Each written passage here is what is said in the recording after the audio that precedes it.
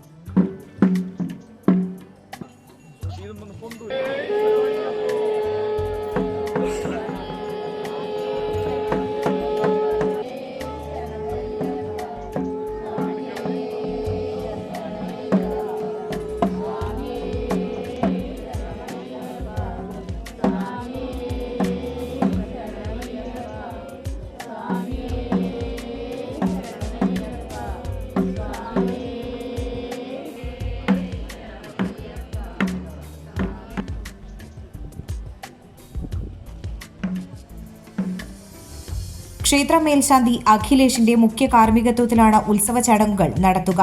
ക്ഷേത്രം രക്ഷാധികാരി Baiju Chandran, president Chandrasekharan, secretary T M. Radhakrishnan, treasurer Murali Tharayil, PRO KR Sathyan, Shivan തറയിൽ, TS പ്രദീപ്, ലതാ പ്രദീപ്, ഷീജ ശിവൻ, രാജി ശ്രീധരൻ, സജിനി ആനന്ദൻ, നൈന കൊച്ചുതാമി എന്നിവർ നേതൃത്വം നൽകി.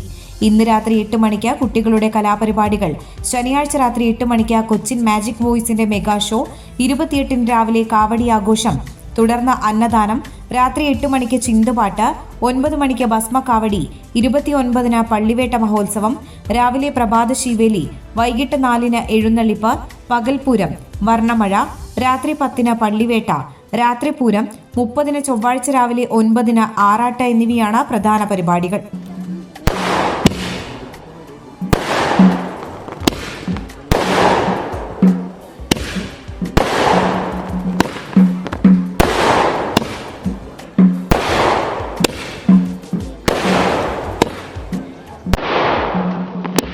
It gives me immense pleasure to express my appreciation for the invaluable experiences my child has encountered at Holy Grace Academy, especially the influence of Manipuri teachers.